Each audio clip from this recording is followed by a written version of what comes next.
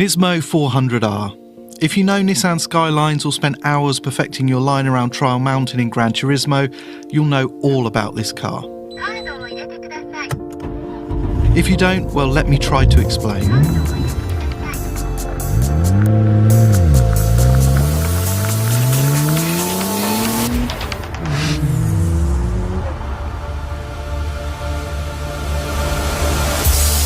The Nismo 400R was launched in '97 as a kind of celebration of the Skyline's efforts at Le Mans in '95 and '96 with the outrageous but outgunned GTR LM. The Le Mans spec Skyline spawned just one GTR LM road car as per GT1 regulations at the time.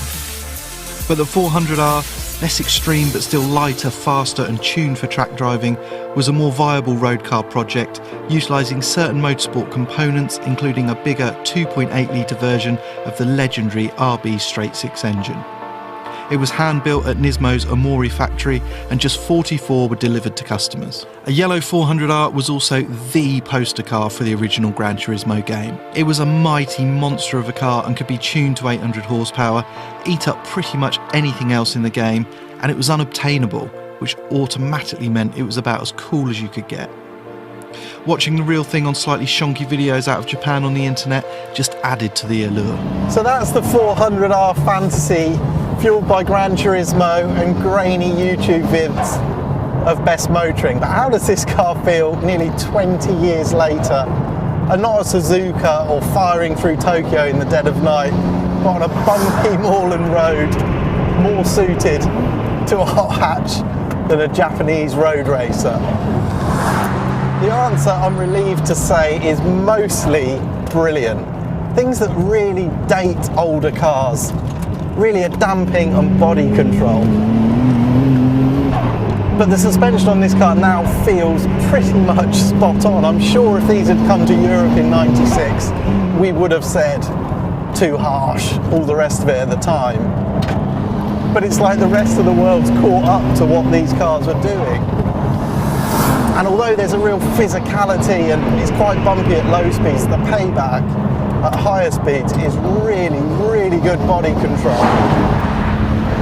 Beyond that sense of precision and accuracy, this car's got some really good things going on. First and foremost, it is just coursing with feel and feedback. To start with, it actually feels a little bit leaden, everything feels a bit heavy, the engine, even the steering. But as you learn to keep the motor on boost and to carry speed through the corners, it just sort of comes alive.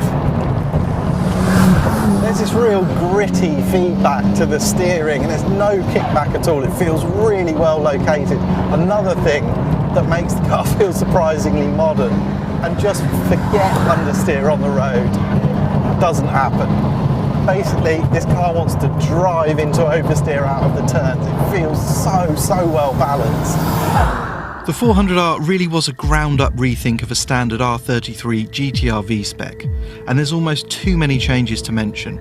The foundation of it all is the Le Mans proven 2.8 litre straight six, known as the RBX GT2. Quite apart from having the best engine name ever, it also produced 395 horsepower at 6,800 RPM and 347 pounds-foot at 4,400, and it was built by a subdivision of Nissan, who also built the all-conquering Group A engines, motors for the Dakar and of course Le Mans.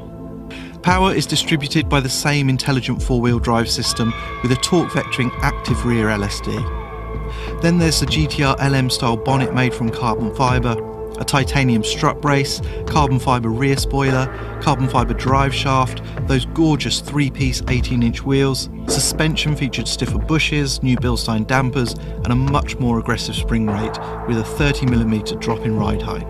With Nismo, there are no half measures, and the 400R just exudes their attention to detail and obsessive search for performance. This drivetrain does take some getting used to. That brilliantly named RBX GT2 engine has the same sense of sort of off-boost lethargy that you get in all Skylines, but then it really comes alive at 3,500 RPM. It rips round to 5.5, but you do find yourself changing gear sort of 6,000 reps, even though it will go to nearly 8. If you do hold on to the gear, it still feels really, really quick. But you have to work to get the performance out of this car, really read the road ahead, get busy with that 5-speed gearbox, and just get involved. It absolutely demands that. And I think that's what I really, really love about it.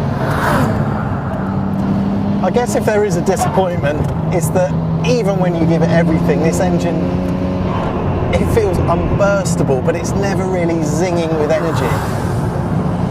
But to be honest, that hardly matters, because the 400R manages this really amazing trick, which is to combine a big, burly, old school feel with unbelievable response and grip. And that's just such a wicked combination. It's almost unbelievable that it's nearly 20 years old. This car's like the original digital icon car.